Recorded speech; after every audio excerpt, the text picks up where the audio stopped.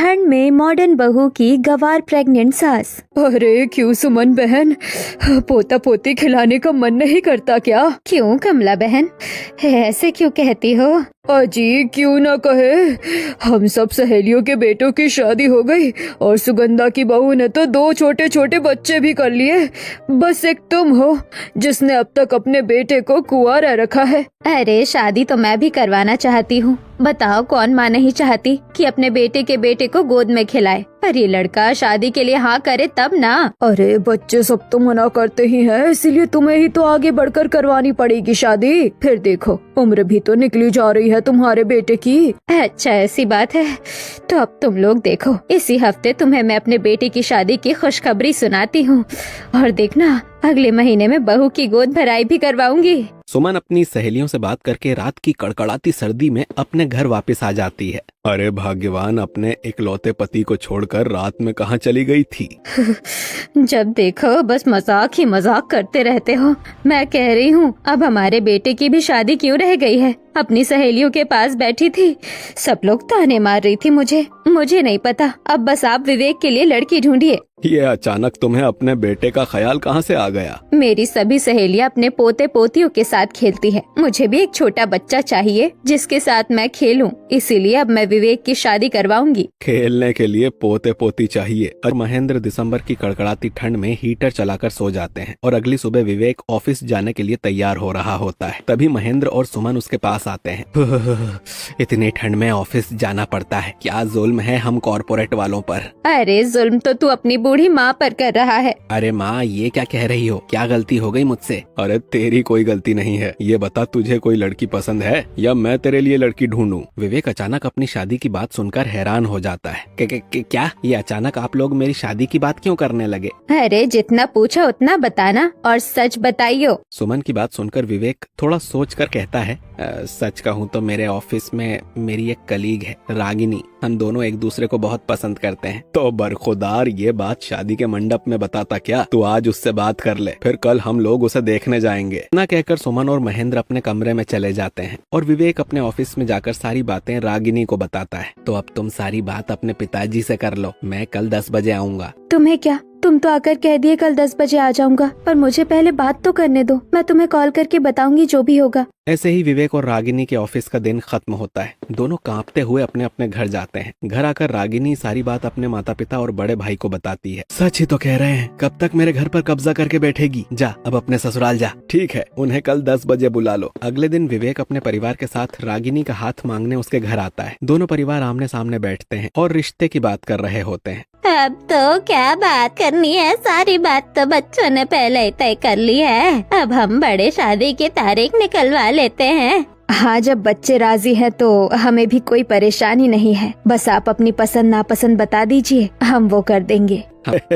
इतना कहकर महेंद्र टेबल पर रखी मिठाइयों में से एक मिठाई उठाकर अशोक के मुंह में भर देता है और दोनों परिवार की रजामंदी से विवेक और रागिनी की शादी तय हो जाती है। अगले हफ्ते की सोमवार को शादी का दिन फाइनल होता है, जहां ऐसे ही शादी का भी दिन आ जाता है। सेहरे और शेरवानी में विवेक मंडप में आता है, वहीं दुल्हन के जोड़े में सुंदर रागिनी मंडप में बैठी होती है। पंडित जी के मंत्रों के साथ दोनों की शादी शुरू संपन्न हो जाती है। विवेक और रागिनी बारी बारी घर के सभी बड़े बुजुर्गों का आशीर्वाद लेते हैं और रागिनी कड़कड़ाती सर्दी में अपने मायके से विदा होकर ससुराल आ जाती है। बहू, दाहिने पैर से कलश गिराकर अपने शुभ कदम हमारे घर में लेकर आओ। रागिनी दाहिने पैर से कलश गिराकर गृह प्रवेश करती है और सुमन उसकी आरती उतारती है। और बहू ध्यान से देख ले मुझे, मैं हूँ तेरी दादी सास, मुझे नाराज मत करना कभी। मैं आपको कभी नाराज नहीं करूँगी और घर के दूसरे सदस्यों को भी कभी नाराज नहीं करूँगी। अरे बड़ी समझदार पत्नी है मेरी, कुछ ही दिनों में आप लोगों से कैसे घुल मिल जाएगी पता ही नहीं चलेगा। देख ले सुमन, तेरा लड़का तो अभी से जोरू का गुलाम हो रहा है। सुषमा की बात सुनकर सभी जोरों से हंसने लगते हैं और हंसते हुए महेंद्र कहता है, ठीक है, अब आप लोग बाकी बातें कल कीजिएगा। रात बहुत हो गई है और ठंड भी बढ़ती चली जा रही है, सबको अपने अपने कमरे में जाकर सो जाना चाहिए। विवेक रागिनी को लेकर अपने कमरे में चला जाता है, वहीं महेंद्र और सुमन अपने कमरे में और सुषमा अपने कमरे में जाकर सो जाती है। अगली सुबह रागिनी अपनी पहली रसोई के लिए बहुत एक्साइटेड होती है, इसीलिए वो सुबह जल्दी उठकर तैयार हो रही होती है। रागिनी को तैयार होता देख विवेक कहता है, इतनी ठंड में सुबह सुबह नहाकर तैयार क्यों हो रही हो? मैं तो तैयार हो गई, तुम भी फटाफट नहाकर तैयार हो जाओ। आज मेरी पहली रसोई है, ऐसा खाना बनाऊंगी सब उंगलियां चाटते रह जाएंगे। अच्छा, तो आज से अपनी बीवी के हाथों का खाना खाने को मिलेगा। हाँ जी, पर अब तक आपकी माँ और मेरी सासू माँ मुझे बुलाने क्यों नहीं आई? माँ को क्या पता कि तुम सुबह उठ जाती हो, उन्हें लगा होगा मॉडर्न बहू है, आराम से सोकर उठेगी और ऑफिस चली जाएगी। मॉडर्न हूँ तो क्या हुआ, अपने रीति रिवाज का सम्मान करती हूँ। रुको, मैं खुद देख कर आती हूँ। तभी रागिनी सुमन के कमरे में जाती है, जहाँ सुमन रजाई ओढ़कर बैठी हुई थी। मम्मी जी, आज मेरी पहली रसोई है ना, आप नीचे नहीं आई? अरे क्या बताऊँ बहू, सुबह से मन अजीब सा हो रहा है, हाथ पाँव में झुनझुनी भी हो रही है। तो आप कमरे में क्या कर रही हैं? चलिए हम डॉक्टर के पास चलते हैं, या फिर मैं कुछ मेडिसिन लेकर आती हूँ। नहीं नहीं बहू, तू परेशान मत हो, जा अपनी पहली रसोई बना ले। रागिनी सुमन की बात मानकर नीचे किचन में आ जाती है, जहाँ सुषमा रागिनी का इंतजार कर रही होती है। आ गई बहू तू, चल बता तुझे क्या क्या बनाने आता है? ज्यादा कुछ नहीं बनाने आता, पर थोड़ा बहुत कुछ बना लेती हूँ। रागिनी की बात सुनकर सुषमा हंसने लगती है और हंसते हुए रागिनी को किचन में रखे सामान दिखाती है। ठीक है बहू, जो आता है बना ले। ये देख, सारे मसाले, आटे, दाल, चावल, चीनी और दूसरे सामान यहाँ रखे हुए हैं। ठीक है दादी सासू माँ, आप बाहर बैठिए, मैं पूरी आलू दम, खीर, पापड़ और मीठी चटनी बना कर लाती हूँ। सुषमा बालकनी में खड़ी होकर चाय पीने लगती है। वहीं रागिनी कांपते हुए थोड़ी देर में सारा खाना तैयार कर लेती है और सबको डाइनिंग टेबल पर खाना परोसती है। वैसे मैं कुकिंग तो नहीं करती हूँ, पर मैंने आज अपनी पूरी कोशिश की है। तो बताओ खाना कैसा बना है? बहुत टेस्टी बनाया है बहू, शादी के आलू दम से तो बहुत ही बढ़िया आलू दम बनाया है तुमने। रागिनी तुम तो नाश्ता कर लो और हम दोनों का लंच तैयार कर लो, फिर साथ में ऑफिस के लिए निकलेंगे। रागिनी भी पूरे परिवार के साथ नाश्ता करती है और ऑफिस के लिए तैयार होकर दोनों पति पत्नी ऑफिस चले जाते हैं। वहीं महेंद्र भी अपने काम से बाहर चला जाता है और सुषमा पास के मंदिर में चली जाती है। तभी कमरे में बैठी सुमन को उल्टियां होने लगती है। हे भगवान, क्या खा लिया मैंने? क्या हो गया, कुछ समझ नहीं आ रहा है। लगता है डॉक्टर के पास जाना ही पड़ेगा। सुमन बाथरूम से अपने बेडरूम में आती है और महेंद्र को फोन करती है। क्या हुआ भाग्यवान, मेरे बिना मन नहीं लग रहा क्या? चुप करो जी, जल्दी घर आओ, मेरी तबीयत ठीक नहीं लग रही है, जी बहुत मचल रहा है मेरा। क्यों, क्या हुआ? अभी तो सुबह सुबह कह रही थी तुम आराम करूंगी तो ठीक हो जाऊंगी। आते हो या मैं अकेले चली जाऊं? आता हूँ, परेशान क्यों होती हो? महेंद्र पार्किंग से गाड़ी निकालता है और घर जाकर सुमन को लेकर नीचे उतरता है और फिर गाड़ी में बैठाकर डॉक्टर के पास आ जाता है, जहाँ डॉक्टर के केबिन में। जी कहिए, क्या परेशानी है आपको? जी कुछ दिनों से हाथ पाँव में झुनझुनी होती है और खट्टी डकारें आ रही है, और कुछ परेशानी भी है। सुमन अपनी सारी परेशानी डॉक्टर को एक एक करके बताती है, जिसके बाद डॉक्टर सुमन का चेकअप करना शुरू करती है। आपके सारे लक्षण तो प्रेगनेंसी वाले हैं, पर मैं अभी कुछ नहीं कह सकती, मुझे आपके टेस्ट लेने होंगे। डॉक्टर, आपको जो टेस्ट करने हैं जल्दी कीजिए और सही से कीजिए। डॉक्टर सुमन का चेकअप और टेस्ट शुरू करती है। वहीं महेंद्र डॉक्टर की बात से परेशान कॉरिडोर में चक्कर काट रहा होता है। मेरा तो दिमाग ही काम नहीं कर रहा, अगर कुछ ऊंच नीच हुई तो सुमन मेरे बचे हुए बाल भी नोच लेगी। महेंद्र कॉरिडोर में परेशान चक्कर काट रहा होता है। तभी डॉक्टर सुमन के साथ बाहर आती है। तभी महेंद्र तुरंत सुमन के पास चला जाता है और डॉक्टर से पूछता है, डॉक्टर कोई परेशानी की बात तो नहीं है ना, सब नॉर्मल है ना? महेंद्र जी मिठाई मंगवाइए, आप बाप बनने वाले हैं। इतना बोलते ही डॉक्टर हंसती हुई चली जाती है और महेंद्र सुमन एक दूसरे का मुंह देखने लगते हैं। अब क्या मुंह बनाए खड़े हो, चलो घर, बताना बहू बेटे को, बेटे खिलाने की उम्र में तुम उन्हें भाई देने वाले हो। अरे भाग्यवान, मुझे क्या कहती हो, मैं खुद परेशान हूँ, मैं कुछ नहीं बता पाऊंगा। हाँ तो मैं भी कुछ नहीं बता सकती। ऐसा करते हैं, कुछ दिन अभी इसे राज ही रखते हैं। महेंद्र और सुमन प्रेगनेंसी की बात को कुछ दिन छुपाए रखने का फैसला लेकर घर वापस आते हैं, जहां कमरे में बैठे हुए दोनों बातें कर रहे होते हैं। हम इस बात को राज रखेंगे, पर तुम अपनी तबीयत का पूरा ख्याल रखना। मैं आज ही तुम्हारे लिए ड्राई फ्रूट्स लाकर कमरे में रख देता हूँ, रोज खाना। चले जाइए यहाँ से, वरना आपके बाल नोच लूंगी सारे। मुझे कहीं मुंह दिखाने लायक नहीं छोड़ा तुमने। अब महेंद्र घर वालों से छुपाकर सुमन के लिए रोज उसकी पसंद की चीज लाने लगता है और ठंड की वजह से उसकी तबीयत खराब न हो इसका पूरा ख्याल भी रखता है। वहीं जब रविवार के दिन रागिनी सब्जियां खरीदने सब्जी मंडी आई होती है। बोलिए भाभी, क्या दूं आपको? सारी सब्जियां ताजी हैं। आलू, टमाटर और इमली आंवला हो तो दे दो। रागिनी को सब्जियां खरीदते देख आस पड़ोस की कुछ औरतें उसके पास आती हैं। क्या बात है रागनी बहू, 4 रविवार से राशन और सब्जियां खरीदने तुम आ रही हो? दरअसल वो माँ जी की तबीयत कुछ दिनों से ठीक नहीं है, इसीलिए मैं आ रही हूँ। क्या हुआ तेरी सास को? एसिडिटी की प्रॉब्लम है शायद, उल्टियाँ होती है और खट्टी डकार आती है। इस तरह से तबीयत खराब होने की उम्र तो तेरी है, तेरी सास की नहीं। मेरी तबीयत क्यों खराब होगी, समझी नहीं मैं। रागिनी कमला से बात कर रही होती है, तभी शर्मिला की नजर रागिनी के खरीदे इमली और आम पापड़ पर जाती है। बहू, तजुर्बे में हम तेरी माँ की उम्र की है, कुछ बात है तो बता दे, हम आशीर्वाद ही देंगे। नई उम्र की मॉडर्न रागिनी को पड़ोसियों की उलझी बातें समझ नहीं आती हैं और रागिनी सब्जियां और दूसरे सामान लेकर घर चली आती है, जहाँ उसकी सास सुमन उसका इंतजार कर रही होती है। मैंने जो चीज लाने कहा था लेकर आई है ना, ला दे। लाई हूँ, पर आप कब से इमली और आंवला खाने लगी? मैंने सुना है आंवला बालों के लिए अच्छा होता है, इसीलिए मैं खा रही हूँ। तू भी खा ले, तेरे लिए भी सही होगा। सुमन रागिनी से सारी सच्चाई छुपाकर आंवला और इमली खाती है, पर आंवला खाते ही सुमन को उल्टी होने लगती है। मम्मी जी, मैं आपसे कहती हूँ डॉक्टर से चेकअप करवा लीजिए, आपको जरूर कोई सीरियस प्रॉब्लम है, वरना इतनी उल्टियाँ नहीं होती आपको महीने भर में। नहीं बहू, इसकी जरूरत नहीं है, मेरी दवाइयाँ रखी है, मैं खा लेती हूँ। मम्मी जी तो मेरी बात नहीं सुनेंगी, मैं ही डॉक्टर को बुलाती हूँ। रागिनी बिना सुमन को बताए डॉक्टर को घर बुला लेती है और पूरे परिवार के साथ सुमन के कमरे में चली आती है। डॉक्टर, इन्हें ही उल्टियाँ हो रही है, तो इसमें परेशानी की क्या बात है? इस कंडीशन में उल्टी होना, खट्टी डकार आना, एसिडिटी होना आम बात है। ऐसी हालत से क्या मतलब है डॉक्टर आपका? प्रेगनेंसी के वक्त मदर को हार्मोनल चेंजेस की वजह से मॉर्निंग सिकनेस होना आम बात है। महेंद्र और सुमन की 2 महीने से छुपाई बात डॉक्टर 2 मिनट में घर वालों को बताकर चली जाती है। वहीं पूरा परिवार महेंद्र और सुमन से सवाल करने लगता है। माँ, आप प्रेग्नेंट है, और है भी तो आप लोगों ने ये बात हम लोगों से क्यों छुपाई? आप दोनों को ये बात हमें बतानी चाहिए थी, अगर कुछ ऊंच नीच हो जाती तो कौन जिम्मेदार होता? हाय हाय बहू, ये क्या कर दिया? अपने बेटे के साथ खेलने की उम्र में विवेक अब अपने छोटे भाई को खिलाएगा क्या? आप लोगों के इन्हीं सवालों का जवाब नहीं था हमारे पास, इसलिए आप लोगों को कुछ नहीं बताया। अरे थोड़ा तो समाज का लिहाज किया होता।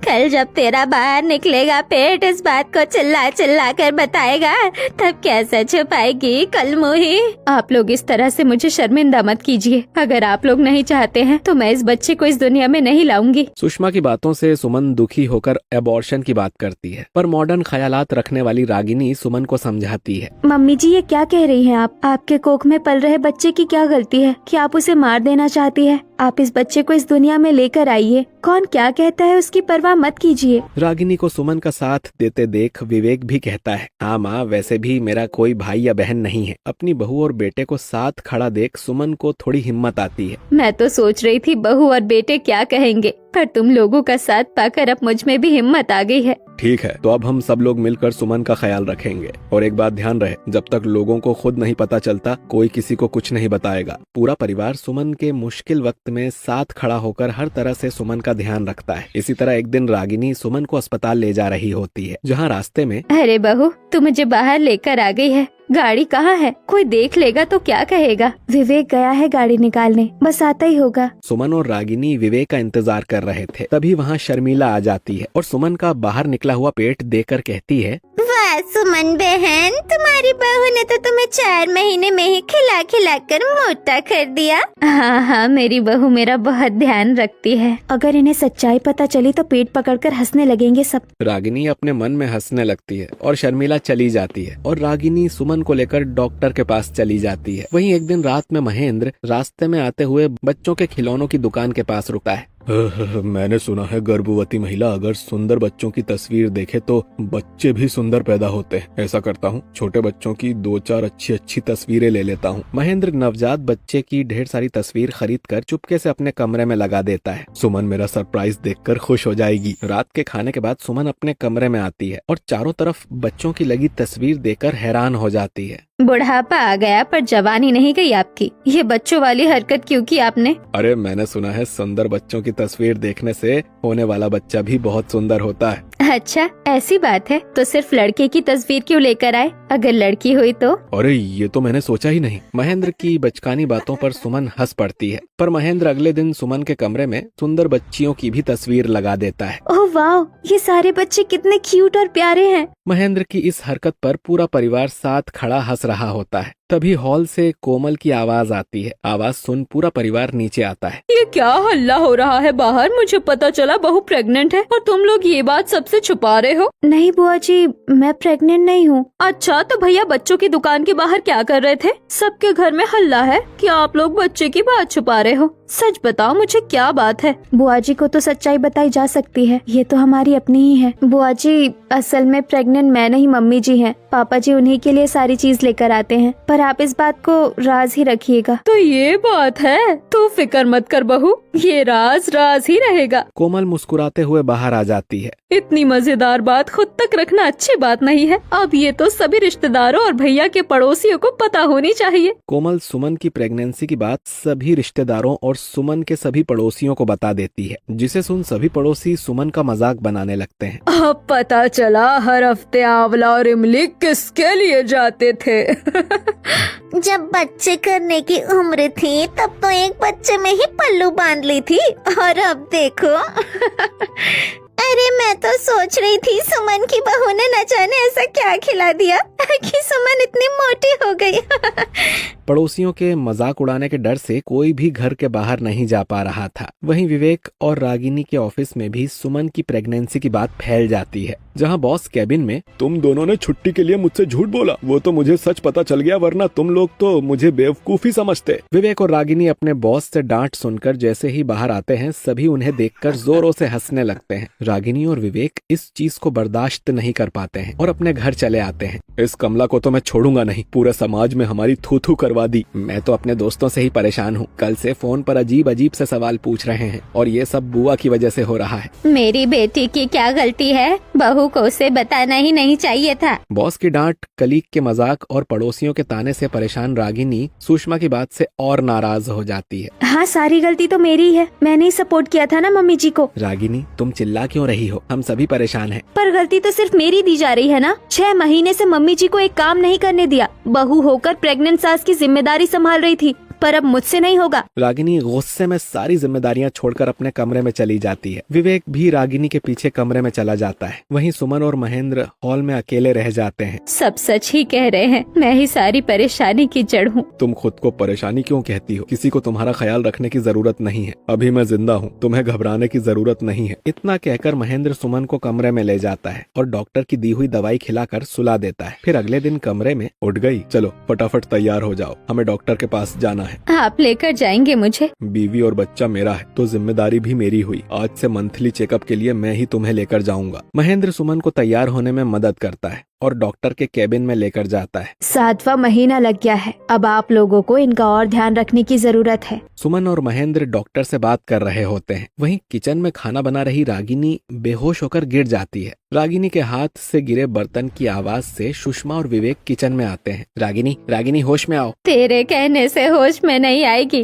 डॉक्टर के पास ले जा। विवेक बिना देरी के रागिनी को अस्पताल लेकर आता है, जहाँ रागिनी होश में आती है। डॉक्टर, मुझे क्या हुआ है?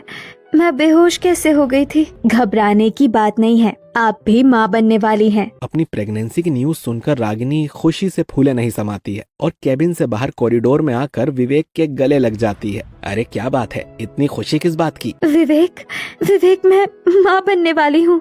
मतलब मैं पापा बनूंगा? अरे तुमने तो दिल खुश कर दिया। रागिनी और विवेक पेरेंट्स बनने की खुशी में चिल्ला पड़ते हैं, जिसकी आवाज सुनकर बगल के कमरे से महेंद्र बाहर आता है। तुम दोनों यहाँ कैसे और इतनी जोरों से क्यों चिल्ला रहे हो? पापा, मैं पापा बनने वाला हूँ और आप दादा बनने वाले हैं। बेटा, ऐसी खुशखबरी की बात खाली हाथ नहीं सुनाई जाती। चल बाहर से मिठाई लेकर आते हैं। विवेक और महेंद्र मिठाई लेने बाहर जाते हैं। वहीं कॉरिडोर में खड़ी रागिनी सुमन के कमरे में झांकती है, जहां नर्स सुमन को गर्भाशय में पल रहे बच्चे की मूवमेंट दिखा रही होती है। ये देखिए, यही है आपका बच्चा, आपके पेट में गोल गोल घूम रहा है। मम्मी जी के पेट में बच्चा घूम रहा है, इसका मतलब मेरे पेट में भी मेरा बच्चा घूमेगा। थोड़ी देर में महेंद्र और विवेक अस्पताल स्टाफ को मिठाई देकर रागिनी और सुमन को लेकर अपने घर चले आते हैं। तुम दोनों साथ में कैसे आ रहे हो? और तुम चारों के चेहरे पर जंग जीत ली हो, ऐसी मुस्कान क्यों है? माँ जी, अब इस घर में 2 गर्भवती महिला है। माँ, मैं और सुमन दादा दादी बनने वाले हैं और तुम परदादी बनने वाली हो। दादी, रागिनी और मैं मम्मी और पापा बनने वाले हैं। रागिनी की प्रेगनेंसी न्यूज सुनकर सुषमा अपना सारा गुस्सा भूल जाती है और खुशी से नाचने लगती है। अरे महेंद्र बेटा, घर को सजवाओ, मेहमान और रिश्तेदारों को बुलाओ, बहू की गोद भराई करवाऊंगी भी मैं। महेंद्र और विवेक पूरे घर को सजाते हैं। सुषमा और सुमन सभी रिश्तेदारों को बुलाती है और रागिनी अपनी माँ से फोन पर बातें कर रही होती है। वाह बेटी, क्या खुशखबरी सुनाई तूने। मैं कल ही तुझसे मिलने आती हूँ। माँ, इतनी ठंड में परेशान होने की जरूरत नहीं है। मेरी सास और दादी सास ने गोद भराई फंक्शन रखी है, तुम उसमें आना। ये तो बहुत अच्छा किया तेरी सास ने। एक औरत के जीवन में 2 बार ही खुशी आती है, एक जब वो पत्नी बनती है, दूसरी जब वो माँ बनती है। ठीक है माँ, अब मैं फोन रखती हूँ। तुम गोद भराई में सबको लेकर आना। रागिनी फोन काटकर खुद से कहती है, सच ही तो कह रही थी माँ, एक औरत के जीवन में 2 ही खुशियाँ होती है। ये खुशी तो मम्मी जी को भी मिलनी चाहिए। वैसे भी जाने अनजाने में मैंने भी मम्मी जी के दिल को दुखाया है, उनके लिए मुझे कुछ करना चाहिए। रागिनी अपनी माँ की बातों को अपने मन में टटोलते हुए अपने कमरे में चली जाती है और देखते देखते 2 दिन बीत जाते हैं और गोद भराई वाला दिन भी आ जाता है। पूरा घर फूलों से सजा हुआ था। चारों तरफ रागिनी की गोद भराई में आई औरतों की भीड़ दिखाई दे रही थी। अरे माँ, और कितना समय लगेगा? बहू को बोलो जल्दी नीचे आने। तू क्यों हड़बड़ा रही है? बहू की पहली गोद भराई है, ढंग से तैयार होने दे। सभी औरतें रागिनी के नीचे आने का इंतजार कर रही होती हैं। वहीं रागिनी सुमन के कमरे में सुमन से बातें कर रही होती है। नहीं नहीं बहू, कैसी बातें कर रही है? पूरे समाज में हमारा मजाक बन जाएगा। मम्मी जी, मजाक आपका नहीं, उन औरतों का बनेगा जो माँ बनने की खुशी भूल गई है। रागिनी सुमन को अपनी तरह अच्छे से तैयार कर नीचे लेकर आती है और घूंघट उड़ाकर अपनी जगह पर बैठा देती है। अरे बहू, ये क्या कर रही है तू? तेरी गोद भराई है, सुमन की नहीं। क्यों दादी सासू माँ, मम्मी जी भी तो माँ बनने वाली हैं, उनकी भी तो गोद भराई होनी चाहिए। हाँ हाँ, सुमन की भी गोद भराई होनी चाहिए। इतना बड़ा काम जो किया है बेचारी ने। हाँ, वो भी इस उम्र में। कोई आसान काम थोड़ी है अपनी बहू की जगह ले लेना। रागिनी बहू, तो क्यों हमारी बेइज्जती कर रही है? जल्दी से गोद भराई के लिए बैठ। बेइज्जती तो आपने हमारे घर की थी, मैं तो बेइज्जती की वजह खत्म कर रही हूँ। मैं आप सभी औरतों से पूछती हूँ, क्या जीवन में सिर्फ एक बार ही माँ बन सकती है औरत? माँ बन सकती है, इसका मतलब ये तो नहीं कि पोते खेलने की उम्र में बहू को अपना बच्चा पकड़ा दे। गलत क्या है इसमें? मेरी कोख में पल रहा बच्चा भी बच्चा है और मम्मी जी की कोख में पल रहा बच्चा भी बच्चा ही है। दोनों बच्चे भगवान का दिया वो आशीर्वाद है जो सिर्फ एक औरत को ही नसीब होता है। रागिनी की बातों से भीड़ में खड़ी सभी औरतों की हंसी बंद हो जाती है। सभी एक दूसरे का मुंह देख रही होती हैं कि तभी रागिनी की माँ आगे आती है और रागिनी के लिए लाई शगुन सुमन की गोद में रखकर गोद भराई की शुरुआत करती है। आप लोग क्या देख रही हैं? गोद भराई शुरू कीजिए। गोद भराई के लिए आई सभी औरतें सुमन और रागिनी की गोद भराई करती हैं। ऐसे ही थोड़ी सी नोकझोंक और कहासुनी के साथ सुमन की गोद भराई होती है और कुछ ही दिनों में सुमन अस्पताल में एक सुंदर बेटी को जन्म देती है। क्या नाम रखेंगे हम अपनी बेटी का? है तो तुम सब, मेरी पोती का नाम मैं रखूंगी। माँ जी, आप मुझे माफ कर दे बहू, मैं एक औरत होकर तेरा दर्द समझ नहीं पाई, पर अब हम दोनों सास बहू मिलकर तेरी बेटी और रागिनी के होने वाले बच्चे का ख्याल रखेंगे। जिसके बाद सुमन अपनी बेटी को घर लेकर आती है और कुछ लोग सुमन के माँ बनने की बात हजम नहीं कर पाते हैं, पर दूसरों से सुमन और उसके परिवार को कोई फर्क नहीं पड़ता और दूसरों की परवाह किए बगैर पूरा परिवार घर की छोटी बेटी का ख्याल रखता है।